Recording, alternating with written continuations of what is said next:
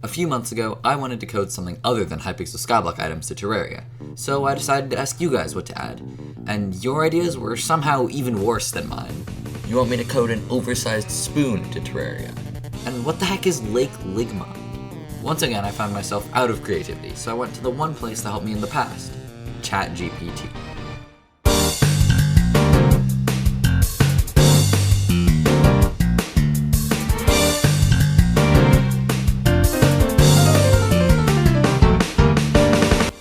After designing the perfect prompt to give me some creative ideas, ChatGPT gave me a list of 20 supposedly funny items.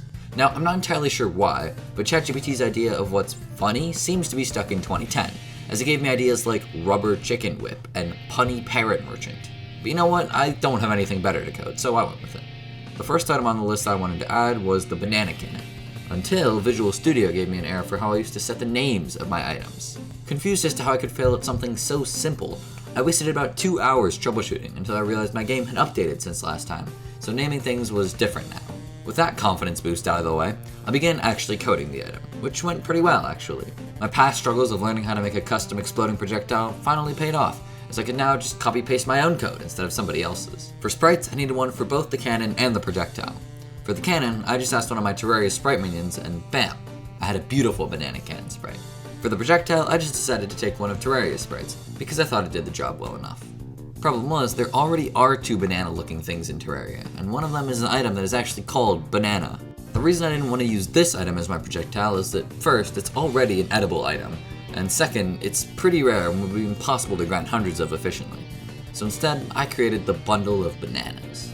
In terms of how to get the cannon, it's just craftable with bananas and hellstone, making it a solid pre-hard mode ranged weapon. In terms of how to get the bananas, I spent another hour or so figuring out how to make them viable from the giant NPC. The next item on my list was the mustache mirror. Now, ChatGPT's description of this item was that it gives the player a mustache when they look at it. However, Terraria doesn't really have any mirrors of this kind, and I'm not committed enough to code a full mirror for this as well, so instead I split this into 2 items. A regular mustache, which would just be a vanity item that adds a mustache to your character, and a mustache mirror, a magic mirror with a mustache. I began with the mustache, which I found by looking up mustache pixel art. Problem is, these mustache pixel arts are not, as they may look, 30 by 10 pixels, but are rather 800 by 500, which means I have to scale them down.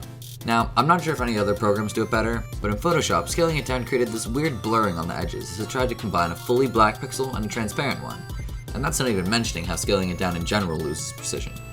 Thus, my final mustache didn't really look anything like the original, but you know what, nobody's gonna look at it that close in game. Please don't look at it that close in game. Then, while researching how to code vanity items like this, I learned you can make them change color along with your hair color, and obviously I wanted to do that, so I added that as well. I also had to make a sprite sheet to make it wearable, and since I'm not great at doing that, it admittedly bounces a little more than regular mustaches do, but you know what, maybe that's a good thing. It adds a little flavor. Then I threw the sprite on top of a magic mirror sprite, and bam, we have a mustache mirror. Admittedly, there's no practical benefit to using the mustache mirror, but I think the style you gain from having your magical teleportation device be outfitted with a fancy stash is infinitely worth the cost. Especially since the cost is only 1 mustache, which is purchasable from the stylist for 1 gold. The final item I wanted to add was the rubber chicken whip. At first I wanted it to maybe have a cool special effect, but there were 2 problems with that. First, I didn't know what effect to add, and second, more importantly, whips are freaking complicated compared to what I'm used to. To illustrate that, look at the sprite you used for the whip projectile. That's tiny! That means that instead of just curving one long whip sprite, it draws the individual segments over the curve while they're moving. In all fairness, while I'm trying to portray whips as super hard, I didn't really struggle because I just copy-pasted the code from the Tmodloader example mod. However, the big problem is that if I wanted a cool custom special effect, I couldn't do that. And honestly, I didn't even want to touch the working code they did give me out of fear of breaking it. So I stuck with a regular whip.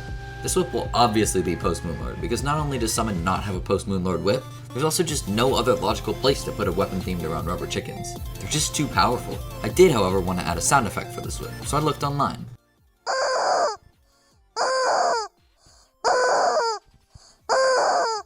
This is horrifying.